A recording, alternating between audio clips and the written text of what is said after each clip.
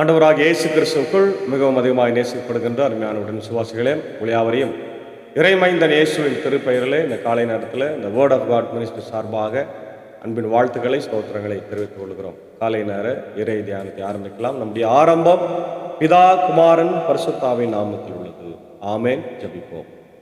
சர்வ வல்லமையும் மிகுந்த இரக்கமும் கிருபை நிறைந்த நல்ல ஆண்டவரே, துதிகளுக்கு பாத்திரரே, இந்த காலை வேளைக்காக நன்றி செலுத்துகிறோம். ஆண்டவரே, கடந்து போன இரவில் எங்களோடு இருந்து வேலை காத்து வழி நடத்தினதற்காக நன்றி. இந்த நாளின் ஆண்டவரே, காலை நேர தியானத்தை ஆசீர்வதியும் அடியார்களை எடுத்து பயன்படுத்தும் நாளின் இறை செய்தி, பாடல் வேலை, ஜெப வேலை எங்களை அனைவருக்கும் ஆசீர்வாதமாக இருக்கும்படியாக நான் ஜெபிக்கிறோம். உடைய ஆசீர்வாதம் எங்களோடு கூட தங்கியிருக்கிறோம்.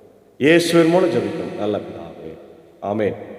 காலை வேளையில் சர்வ சிருஷ்டிக்கும் எஜமானன் நீரே என்ற பாடலை சாரோடு இணைந்து நம்ம பாடி தேவனை மையம்.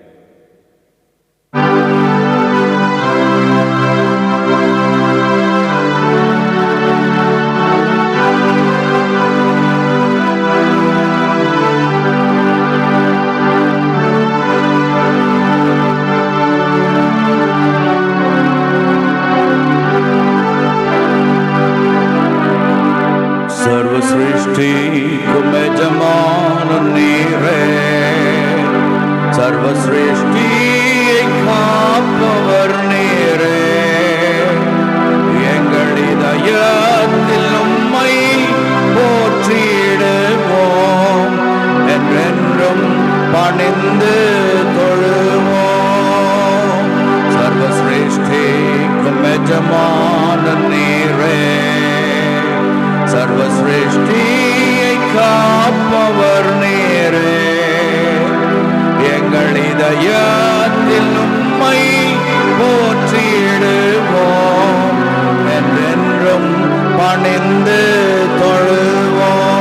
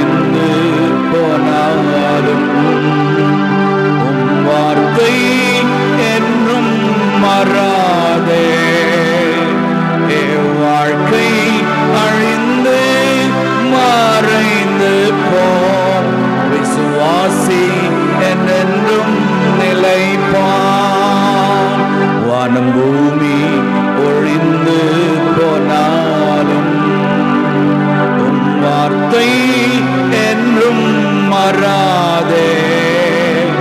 என் வாழ்க்கை அழிந்து மறைந்து போம், விசுவாசி என்றென்றும் நிலைப்பான்.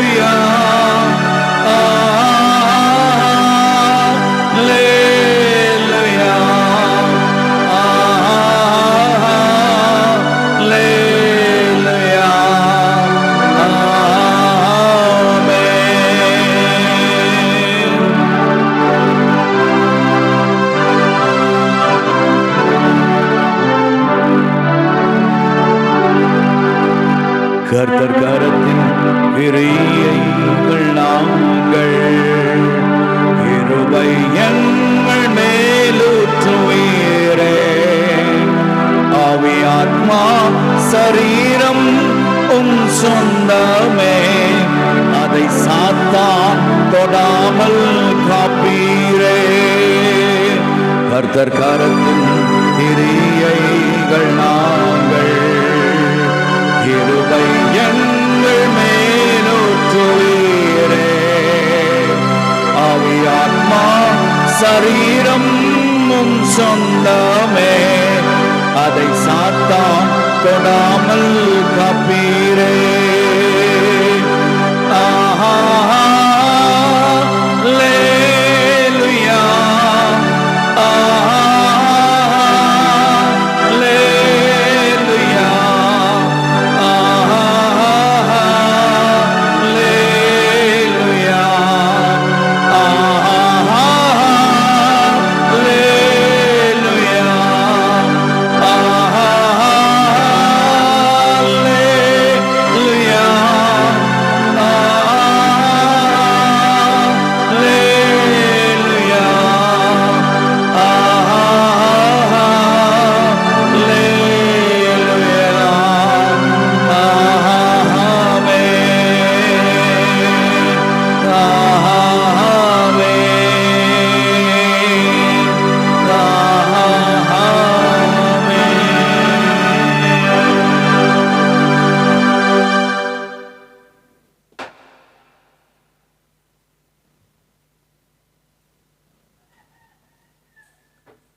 ஆண்டவராகிய இயேசு கிறிஸ்துவுக்குள் மிகவும் அதிகமாய் நேசிக்கப்படுகின்றவர்களே, மீண்டுமாக இந்த காலை நேரத்தில் இறைமைந்தன் இயேசுவின் திருப்பெயரிலே உங்களை அன்போடு வாழ்த்தி வரவேற்கிறோம். இந்த நாளிலும் நாம் வாசித்து தியானிக்கும்படியாய் தெரிந்து கொண்ட கடவுளுடைய வார்த்தை, அது மத்தேயு எழுதின சுவிசேஷம், வசனங்கள் 18 முதல் 22 முதல் இருக்கின்ற இறை வார்த்தை. இரத்த போக்குடைய பெண் நலம் பெறுதலும் சிறுமி உயிர்த்தெழுதலும் 2 பகுதி இருக்குது. நம்ம முதல் பகுதியை பார்க்கிறோம். இயேசு அவர்களுடன் இவ்வாறு பேசி கொண்டிருந்த பொழுது தொழுகை கூட தலைவர் ஒருவர் அவரிடம் வந்து பணிந்து, என் மகள் இப்பொழுதுதான் இருந்தால் ஆயினும் வந்து அவள் மீது உம் கையை வையும், அவள் உடனே உயிர் பெறுவாள் என்றார். இயேசு எழுந்து அவர் பின்னே சென்றார். இயேசுவின் சீடர்களும் அவரை பின்தொடர்ந்தனர். அப்பொழுது 12 ஆண்டுகளாய் இரத்தப்போக்கினால் வருந்திய ஒரு பெண் அவருக்கு பின்னால் வந்து அவரது மேலுடையின் ஓரத்தை தொட்டார். ஏனெனில் அப்பெண், நான் அவருடைய ஆடையை தொட்டாலே போதும், நலம் பெறுவேன் என தமக்குள் சொல்லி கொண்டார். இயேசு அவரை திரும்பி பார்த்து, மகளே, துணிவோடு இரு, உனது நம்பிக்கை உன்னை குணமாக்கிற்று என்றார். அந்நேரத்தில் அந்த பெண் நலமடைந்திருந்தார். அன்பான தேவ பிள்ளைகளே, 2 அற்புதங்களை நம்ம பார்க்கிறோம். அதில் நம்ம முக்கியமாக எடுத்துக்கொண்டது இரத்த போக்கூடிய பெண் நலம் பெறுதல், தொடுதலும் விடுதலையும். இன்றைக்கு டச்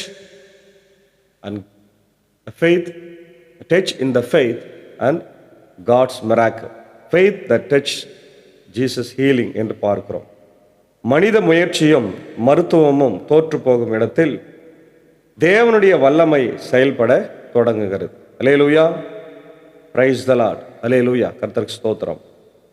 12 ஆண்டுகள் தீராத கொடிய வியாதினாலே, இரத்தப்போக்கினாலே இந்த பெண் கூட்ட நெரிசலுக்குள் மத்தியில் இயேசு கிறிஸ்து விசுவாசத்தோடு தொட்டு அற்புதம் பெற்ற இந்த சம்பவத்தை இந்த பகுதி விளக்குகிறது. அநேக மருத்துவர்கள் இந்த அம்மாவை பார்த்தாங்க, அநேக மருந்துகள் சாப்பிட்டாங்க, குணமாகவில்லை. அப்போது வீட்டிலே முடங்கி கிடந்தான். உங்களுக்கே தெரியும், இரத்தப்போக்கு உடைய பெண் வெளியே வர முடியாது, வந்தால் தீட்டு என்று சொல்லப்பட்டிருக்கிறது. அதே நேரத்தில் அவர்கள் வெளியே வரும்போது அந்த பிளட் ஸ்மெல் மற்றவர்களுக்கு பரவி ஒரு துர்நாற்றத்தை வீசுகிறதுனால அந்த அம்மாவை யாரும் கிட்ட சேர்க்க மாட்டாங்க. குடும்பத்தினரே கூட அவர்களை ஒதுக்கி வைக்கின்ற சூழ்நிலை நிச்சயமாக இருந்திருக்கும் என்பதில் எந்த சந்தேகமும் இல்லை. குடும்பத்தினாலும் சமூகத்தினாலும் அன்றைக்கு இருந்த மக்களுடைய அந்த கட்டமைப்பினாலும் சட்டத்தினாலும் மதத்தினாலும் மொத்த எல்லா மக்களும் இணைந்து ஒதுக்கப்பட்ட ஒரு பெண் தான் இந்த 12 வருடம் பெரும்பாடு உள்ள ஒரு ஸ்திரீ. இன்றைக்கு கூட சமுதாயத்தில் இப்படிப்பட்ட மக்களை அநேக கிராமங்களிலே ஒதுக்கி வைக்கிறத நம்ம பார்க்குறோம். இன்றைக்கும் இதை தீட்டு என்று ஒதுக்கி வைக்கிற ஒரு சூழ்நிலை பார்க்கிறோம். நம்பிக்கையற்ற சூழ்நிலை, a hopeless condition. 20ஆம் வசனம் அதான் சொல்லுது, நீண்ட கால போராட்டம். நீண்ட கால போராட்டம். 12 ஆண்டுகளாக இரத்தப்போக்கு நோயினால் பாதிக்கப்பட்டிருந்தார். சமூக மற்றும் ஆவிக்குரிய அந்த தள்ளுபடி மோசையின் நியாயப்பிரமாணத்தின்படி லேவியராகவும் 15:25-27 இரத்தப்போக்குள்ள பெண் தீட்டுள்ளவளாய் கருதப்பட்டாள். அவள் யாரை தொட்டாலும் அவர்களும் தீட்டுப்படுவார்கள் இல்லையா? இதனால அவங்களுக்கு மன உளைச்சல், மன வேதனை, துன்பம், துயரம் எல்லாம் வந்து சேர்ந்திருக்கும். இன்னைக்கு நம்மளை சமுதாயம் ஒதுக்கினால், அனைவரும் நம்மளை நம்ம கிட்ட பேசாம இருந்தா, நம்ம கூட உறவு கொள்ளாமல் இருந்தால் நம்ம எப்படி இருப்போம் என்பதை யோசித்து பாரு. 2வது, பொருளாதார இழப்பு. மார்க் 5:26 படி தன் ஆஸ்திகளை எல்லாம் செலவழித்தும் குணமடையாமல் அந்த நிலைமை இன்னும் மோசமாயிற்று என்று பார்க்கிறோம். அப்போ முதல்ல சமுதாயம் ஒதுக்கி வைக்கிறாங்க, 2வது ஆஸ்திகளை இழக்கின்ற ஒரு சூழ்நிலையில நம்ம இந்த அம்மாவை பார்க்கிறோம். அப்போ 2த்தையும் இழந்தா அதுக்கப்புறம் என்ன வாழ்க்கை? ஒண்ணுமே கிடையாது. சமாதானத்தை, சந்தோஷத்தை இழந்து போகிற சூழ்நிலை. இன்னைக்கு நிறைய மக்கள் வியாதிக்காக குணமாக்க வேண்டும் என்று சொல்லி அநேக மக்கள் பல மருத்துவரிடத்துல போய் தன்னுடைய பணங்களை எல்லாம் செலவு செய்து கூட அவங்க சுகம் பெறாத இன்னைக்கு நிலைமையை பார்க்குறோம். பல்வேறு வியாதிகளில் சிக்கி இருக்கிறவங்க இன்னைக்கு அப்படிதான் இருக்கிறாங்க. 3வது பார்த்தீங்கன்னா, ஆபிரகாம் சாராருடைய வாழ்க்கையில ஆதியாகமம் 18:11-14 மனித ரீதியாக குழந்தை பாக்கியம் பெற முடிய சூழ்நிலை தேவனால் எல்லாம் கூட நிலைக்கு வந்த போது இந்த பெண்ணும் தன் சொந்த முயற்சியின் தோற்று போன பெண்ணாயிருக்கிறார். ஆனால் இயேசுவை தேடினார். அதான் முக்கியமான ஒரு காரியம். அப்போ இந்த பெண்ணுடைய விசுவாசம் இயேசுவை தேடுகிற விசுவாசம், அந்தரங்கமான விசுவாசம், இன்னர் ஃபெய்த் அண்ட் ஆக்ஷன். அதான் 20-21 நம்ம பார்க்கிறோம். ஏனெனில் அப்பெண், நான் அவருடைய ஆடையை தொட்டாலே போதும் நலம் பெறுவேன் என தமக்குள் சொல்லிக் கொண்டார். இந்த விசுவாசத்தை பாருங்கள். பெரிய ஜனக்கூட்டம் போய் கொண்டிருக்கிறாங்க, இயேசுவை நெருக்கி கொண்டிருக்கிறாங்க. அங்க போய் நம்ம அந்த ஆடையை, ஆண்டவருடைய தொங்கல் ஆடையை, இந்த ஆடையிலிருந்து தொங்கல் தொங்கி நிற்குது இல்லையா, அதை சின்ன ஓரத்துல தொட்டால் போதும் என்கின்ற பெரிய விசுவாசம். பெரிய விசுவாசத்தை இந்த அம்மா உடையவங்களா இருக்கிறாங்க. அதான் பார்க்கிறோம். உள்ளத்தின் நம்பிக்கை, நான் அவருடைய வஸ்திரத்தின் ஓரத்தை ஆகிலும் தொட்டால் சொஸ்தமாவேன் என்று தன் உள்ளத்தில் எண்ணினாள். இப்போ கிரியை உள்ள ஒரு விசுவாசமாக இந்த விசுவாசம் யாக்கோபுல சொல்லப்பட்ட போல தடைகளையும் கூட்ட நெரிசலையும் சமூக பயத்தையும் கடந்து இயேசுவின் பின்னாலே வந்து அவரது வஸ்திரத்தின் ஓரத்தை தொட்டாள். அதான் முக்கியமானது. இயேசு ஒரு ஆண்மகன், ஒரு யூத ரபி, அவர் தொடக்கூடாது. தொட்டால் இந்த அம்மா வந்து பல தண்டனைகளுக்கு ஆளாவாங்க, சமூகத்தில் இன்னும் அதிகமாக ஒதுக்கப்படுவாங்க, மக்களால் வெறுக்கப்படுவாங்க. ஆனால் அதெல்லாம் தடைகளாக இருந்தாலும் இந்த தடைகளெல்லாம் உடைத்து எறிந்து ஆண்டவரை வந்து அந்த அம்மா தொடுறாங்க. அல்லேலூயா. இன்றைக்கும் பெண்கள் அநேக இடங்களிலே இப்படி தான் இருக்கிறாங்க, முடங்கி போயிருக்கிறாங்க. அவங்களாம் எழுந்து வர வேண்டும், ஆண்டவருடைய ஆடையை தொடுவதற்கு அவர்கள் வர வேண்டும். அதற்கு இந்த சமுதாயம் இடம் அளிக்க வேண்டும். இல்லை என்றால் அவர்கள் சமுதாயத்தை உடைத்து கொண்டு வருவார்கள் என்பதில் எந்த சந்தேகமும் இல்லை. அல்லேலூயா. யாக்கோபு 2:26 பார்க்கிறோம், கிரியை இல்லாத விசுவாசம் செத்ததாய் இருக்கிறது. என்னாகமும் 15:38-39 யூதர்கள் தங்கள் வஸ்திரத்தின் ஓரங்களில் தொங்கல்களை அமைத்திருந்தனர். அதுக்கு தேவனுடைய கற்பனைகளையும் பிரசன்னத்தையும் குறித்தது. ரூத் 2ஆம் அதிகாரம் 12:3-9 போவசின் ஆடின் ஓரத்தின் கீழ் அடைக்கலம் புகுவது போல இந்த பெண்ணும் இயேசு இயற்கையின் கீழ் ரக்கையின் கீழ் அடைக்கலம் தேடினாள். எப்படி போவாஸ் ரூத்தை ஏற்றுக்கொண்டு அவளுக்கு வாழ்வு கொடுத்தாரோ அதுபோல இயேசுவின் இந்த தொங்கல் ஆடை அந்த அம்மாவுக்கு ஒரு அற்புதத்தை செய்தது என்று சொன்னால் மிகையாகாது. இயேசுவின் வெளிப்படையான அங்கீகாரம், ஜீசஸ் ரெஸ்பான்ஸ் அண்ட் ரெகக்னிஷன். வசனம் 22 அதான் பார்க்கிறோம். இயேசுவின் கவனிப்பு. கூட்ட நெரிசலில் பலர் தொட்டாலும் விசுவாசத்தோடு தொட்ட தொடுதலை இயேசு உணர்ந்தார். லூக்கா 8:46 நம்ம பார்க்கிறோம். ஆண்டவர் சொல்றாரு, என்னிலிருந்து வல்லமை புறப்பட்டதை நான் அறிந்திருக்கிறேன், என்னை யார் தொட்டது என்று கேட்கின்றார். அப்போ அந்த அம்மா வந்து பயந்து வராங்க. அன்பான அழைப்பு, அவளை மகளே என்று அழைத்து சமூகத்தில் அவளை மறுவாழ்வையும் பயத்திலிருந்து விடுதலையும் அளித்தார். அல்லேலூயா. மகளே என்று சொன்னால் உறவு.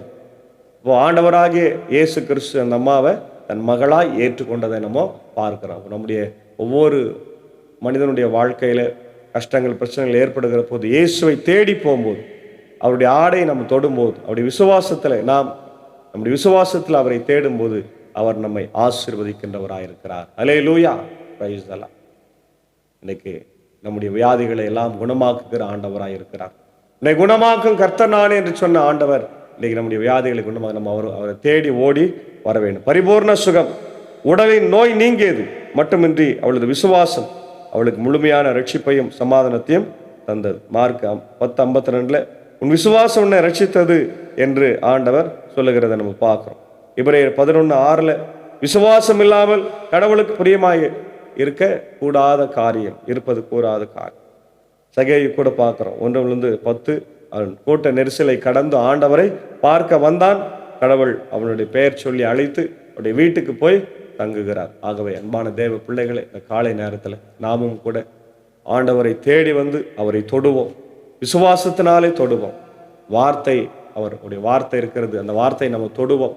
தொட்டால் நமக்கு நிச்சயமாக நம்முடைய பாவ வாழ்க்கை மாறும். ஏன்னா நமக்காக கல்வாரி சிலுவையில 2 கரங்களை விரித்து மரித்த நம்முடைய ஆண்டவர் நமக்காக அவர் சுகத்தை தர ஆயத்தமா இருக்கிறார். மீண்டும் சொல்லுகிறேன், நானே உன் பரிகாரியாகிய கர்த்தர், நானே உன்னை குணமாக்கும் கர்த்தர் என்று சொன்ன ஆண்டவர் இன்னைக்கு நம்முடைய வியாதிகளை பலவீனங்களை குணமாக்க இருக்கிறார். எல்லாரும் ஆண்டவரிடத்தில் ஒப்பு கொடுத்து வாருங்கள். அவருடைய ஆடையை தொடுங்கள். அவருடைய ஆடை என்கின்ற அவருடைய வார்த்தையை தொடுங்கள், படியுங்கள், வேதத்தை வாசியுங்கள். நிச்சயமாக உங்களுக்கு மிகப்பெரிய ஆசீர்வாதத்தை தருவார். அதை நம்ம பார்க்கிறோம். தடைகளை கண்டு பின்வாங்காதிருங்கள். சமூக பயமும் பல வருட போராட்டங்களும் விசுவாசத்தை தடுக்க கூடாது. சடங்காச்சார தொடுதல் அல்ல, விசுவாச தொடுதல். இயேசுவை சுற்றி எப்போதும் கூட்ட நெரிசல் இருந்தது. ஆனால் ஒரு பெண் அந்த விசுவாசத்தோடு வந்து தொட்டதினால் அற்புதம் பெற்றாள். இயேசு, இந்த வார்த்தை பரிபூர்ண விடுதலை தருகிறது. இயேசுவின் வார்த்தை அவர் அளிக்கும் விடுதலை உடல் சுகத்தை மட்டுமல்ல, ஆத்மாவுக்கு முழு சமாதானத்தையும் தருகிறதாய் இருக்கிறது. ஆகவே அன்பான தேவனுடைய பிள்ளைகளே, நாமும் கூட இந்த நாட்களிலே இயேசுவின் வார்த்தையை தொட்டு நாம் அவருடைய அன்பின் ஆசீர்வாதங்களை, சுகமாக்குதலை பெற்றுக்கொண்டு நம்முடைய வியாதிகள் பலவீனங்கள் இதை பார்க்கிற கேட்கிற அநேக மக்களுக்கு பல பிரச்சனைகள் இருக்கலாம்.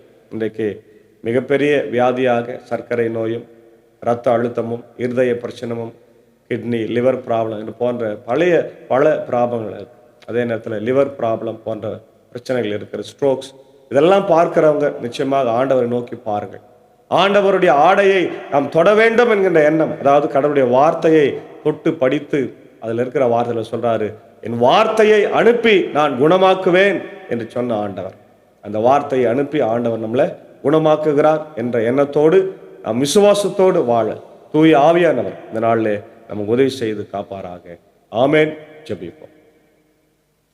சர்வ வல்லமையும் மிகுந்த இரக்கமும் கிருபை நிறைந்த நல்ல ஆண்டவரே, இந்த காலை வேளைக்காக நன்றி செலுத்துகிறோம். கடந்த போன இரவில் எங்களோடு இருந்து எங்களை காத்து வழிநடத்தினீர், ஜீவனோடு எழுப்பியிருக்கிறேன். நன்றி ஆண்டவரே. இந்த நாளிலும் உம்முடைய இறை வார்த்தையின் வழியாக எங்களை போஷித்ததற்காய் ஸ்தோத்திரம். 12 வருடம் பெருமாடுள்ள ஸ்திரீ ஆண்டவரே உம்முடைய வஸ்திரத்தின் ஓரத்தை தொட்டதினாலே சுகம் பெற்றால் சாட்சி சொன்னால் அதுக்காக நன்றி செலுத்துகிறோம். நாங்களும் கூட இன்னைக்கு பல்வேறு வியாதிகளினாலே பலவீனங்களாலே சூழப்பட்டிருக்கிறோம்.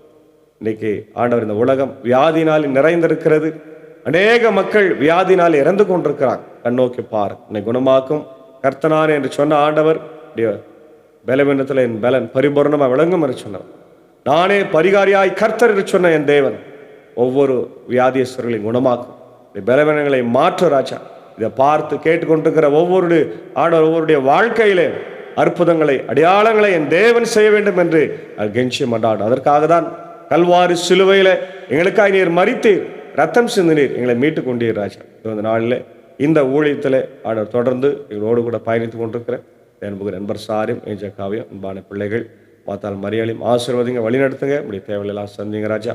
ஆண்டவரே, எங்களை அன்புக்குரிய சாகு சார்க்கா டீச்சருக்கா ஜபிக்கிறோம். மட்டுமாய் காத்தவர் இன்மையிலும் காத்து வழிநடத்தும். ஆண்டவரே, அடியேன் மனைவி பிள்ளைகள், அடியேன் பணியாற்றுகிற பாவன் பள்ளி, மின்னூர் வடகரை, மேல் சிறப்பு திருச்சிபையில் குடும்பங்கள் எல்லாரையும் ஆசீர்வதிங்க, வழிநடத்துங்க ராஜா. தேவையெல்லாம் சந்திங்க ராஜா. ஆண்டவரே, இந்த நேரத்தில் இது எங்கள் மத்தியிலே ஆண்டவரை பலவீனமாக இருக்கின்ற ஒவ்வொரு மக்களுக்காக ஜபிக்கிறோம். இப்படி எல்மாங்குப்பம் டிஎஸ்பி சாருக்காக, இப்படி நிக்சன் ஆயருக்காக, இப்படி கேண்டேட் டாக்டர் அன்பு அண்ணன் அவர்களுக்காக, தாமஸ் ஐயாவுக்காக, இப்படி ஆண்டவர் சம்பந்தியம்மா ஃப்ளாரன்ஸ் பக்தநாதன் அவர்களுக்காக, ஜாப் ஐயாவுடைய அன்பு துணைவியார் ஐரம்மாவுக்காக, டென்னிசன் ஐயாவுடைய அன்பு மனைவிக்காக, இப்படி கோயில் பிள்ளை செல்வ அண்ணனுக்காக, இப்படி நித்யானனுக்காக, ஆண்டவரே இதோ இப்படி நகோமி அம்மாவுக்காக, ஆண்டவரே ஒவ்வொருவருக்காக நான் ஜெபிக்கிறோம். மேகலா அம்மாவுக்காக நான் ஜெபிக்கிறோம். அன்பு நண்பர் வெங்கடேசனுக்காக ஜெபிக்கிறோம். எல்லாரும் படுக்கையில் இருக்கிறாங்க, கண்ணோக்கி பாருங்க. உன்னை குணமாக்கும் கர்த்தர் நானே என்று சொன்ன ஆண்டவரே, ஆண்டவருடைய எல்லா பலவீனங்களையும் நீர் மாற்றி சுகத்தை தந்து வழி நடத்த ராஜா. உம்மை நம்பி இருக்கிறாங்க ஆண்டவர், சிகிச்சையில் இருக்கிறாங்க, மருந்து மாத்திரைகளை விட உம்மை நம்பி இருக்கிறாங்க. நீர் அவர்களை ஆண்டவர் சுகப்படுத்த வேண்டும் என்று கெஞ்சி மன்றாடுகிறோம். இந்த நேரத்தில் பிறந்த நாட்களுக்கு நன்றி செலுத்துகிறேன். அவருடைய அன்புக்குரிய ஆண்டவரே பாஸ்டர் ஜான் பால், ஆண்டவரே ஆசிரியர் சாம்பால், அவருடைய அன்பு சகோதரர் திரு எசேக்கியா பிரான்சிஸ், அன்பு சகோதரர் அவர்களுக்கு ஜெபிக்கிறோம். அவளை ஆசீர்வதிங்க. இந்நாளை பிறந்த நாளை நன்றி செலுத்துகிற போதும் இப்படி கிருபை தங்கிருக்கட்டும். ஆண்டவரே ஒரு ஊழியத்தை குடும்பத்தில் பிறந்தவர், ஊழியங்களை செய்கின்றவங்க, அவளை ஆசீர்வதிங்க, வழிநடத்துங்க, தேவையை சந்திங்க. அன்பு சகோதரர் செய்கின்ற பணிகளை ஆசீர்வதிங்க. அன்பு மனைவி, அவருடைய குழந்தைகளை ஆசீர்வதிங்க. இதுதான் அன்புக்குரிய ஆண்டவர் பாஸ்டர் ஜான் பலையாவுக்காக, அவருடைய அன்பு மனைவி பிள்ளைகள் குடும்பத்தின் ஊழியங்களுக்காக, ஆசிரியர் சாம்பால் அவர்களுக்காக, அவருடைய அன்பு மனைவி பிள்ளைகளுக்காக, ஊழியங்களுக்காக, அவருடைய பெற்றோர்களுக்காக ஜெபிக்கிறோம். ஆசீர்வதிங்க, வழிநடத்துங்க. தேவையில்லா என் தேவன் சந்திக்க வேண்டுமா ஜெபிக்கிறோம். இன்னும் யாரெல்லாம் இந்த நாளிலே பிறந்த நாளை திருமண நாளைக்கு நன்றி செலுத்தினார்களோ ஆண்டவரை அவர்களுக்காக ஜெபிக்கிறோம். எல்லாரையும் ஆசீர்வதிங்க கர்த்தாவே. இந்த நாள் அவங்களுக்கு ஆசீர்வாதம் அமைய கர்த்தர் கிருபை தர வேண்டுமா ஜெபிக்கிறோம். இந்த நாளை விசேஷமாய் எண்ணுகிறவர்கள் எல்லாரையும் ஆசீர்வாதத்தை வழி நடத்தும். விசேஷமாய் நம்முடைய இந்திய சுவிசேஷ திருச்சபை, 3 சபை சங்கங்கள், போதகர்கள், ஊழியங்கள், ஸ்தாபனங்கள், பள்ளிக்கூடங்கள், பெதஸ்தா மருத்துவமனை திறக்கும்படியாக நான் ஜெபிக்கிறோம். கர்த்தர் ஆண்டவரே உடைய விண்ணப்பங்களை எல்லாம் கேட்டு சீக்கிரமாய் திறக்கும்படியாய் கிருபை தார். அவர் பணியிலே சிறப்பாய் செயல்படட்டும். ஆயர்களையும் திருச்சபையின் மக்களையும் ஆண்டவர் உலகமெங்கும் இருக்கிற எல்லா மிஷினரிகள், கிறிஸ்தவ மிஷினரிகள், ஸ்தாபனங்கள், பள்ளிக்கூடங்கள், ஆண்டவர் மருத்துவமனைகளை ஆசீர்வதிங்க. ஆண்டவர் இந்த FCRA என்கின்ற ஒரு அமெண்ட்மெண்ட் பில் வந்திருக்கிறது. அதனால உடைய ஆண்டவரே எல்லா ஆண்டவரே சிறுபான்மை மக்கள் ஆண்டவரை பாதிக்கப்பட வாய்ப்பு இருக்கிறது. அதை சீக்கிரமாக அரசாங்கம் ஆண்டவர் அதை பின்வாங்க கர்த்தர் கிருபை தர வேண்டுமா ஜெபி. அதற்காக எடுத்திருக்கிற ஆண்டவர் முயற்சிகள், திருச்சபையுடைய தலைவர்கள், ஆண்டவர் பிஷப்ஸ் எடுத்திருக்கிற முயற்சிகளை நீர் ஆசீர்வதிக்க வேண்டும் என்று கெஞ்சி மன்றாடுகிறோம். இப்படி இந்திய அரசாங்கத்துக்காக ஜெபிக்கிறோம். ஜனாதிபதி, பிரதமர், அமைச்சரவை, தமிழ்நாட்டின் முதலமைச்சர், கவர்னருக்காக ஜெபிக்கிறோம். சிறப்பான ஒரு நல்லாட்சியை தர கிருபை தார். ஜாதி, மதம், இன, மொழி பேதமின்றி அனைவரையும் சமமாய் பார்க்கக்கூடிய ஆண்டவரை ஒரு எண்ணத்தை நீ தர வேண்டும் என்று ஜெபிக்கிறோம். ஏழை எளிய மக்களுக்கு உதவுகிற அரசாங்கங்களாக இது மாறட்டும் ராஜா. அதே போல எங்களுக்கு மழைக்காக ஜெபிக்கிறோம். மழை வராமல் நாங்கள் இன்னும் அவதிப்பட்டு கொண்டிருக்கிறோம். என் தேவனை கண்ணோக்கி பாரும். பல இடங்களில் நல்ல மழை பெய்து கொண்டிருக்கிறது, ஆனால் எங்களுக்கு இல்லை. அந்த மழை எங்களுக்கு வருவதற்கு ஆண்டவர் கிருபை தர வேண்டும் என்று கெஞ்சி மன்றாடுகிறோம். இந்த உலக நாடுகளுக்காக ஜெபிக்கிறோம். போர், பதற்றங்கள், பிரச்சனைகள் எல்லாம் இருக்கிறது ராஜா. கண்ணோக்கி பாருங்கள். இந்த சூழ்நிலை எல்லாம் மாற வேண்டும் ஆண்டவர். அமைதி, சமாதானம் தான் தீர்வு.